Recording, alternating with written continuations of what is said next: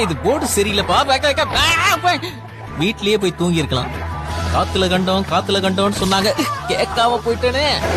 தம்பி record break பண்ணணும் எதையோ பிரேக் பண்றாருப்பா. மல்லாக்கப்படுத்திக்கிட்டு விட்டத்தை பாக்குற சுகம் இருக்கே அப்பாடா.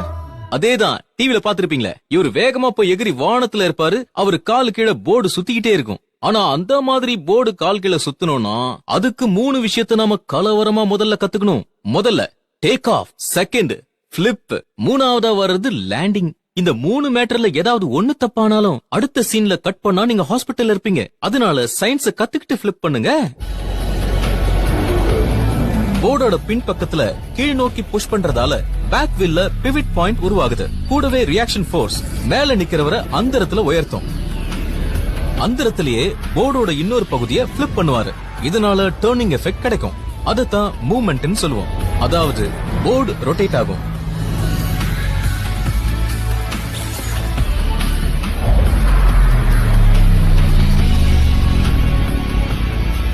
போர்டு சுழன்று முடிச்சதுக்கு அப்புறம் முதல்ல பின்பக்கமா கால்ல ஊன்றி கீழே விழும்போது ஏற்படுற தாக்கத்தை அப்சர்வ் பண்ணிக்க முட்டிய மடக்க வேண்டியிருக்கும்.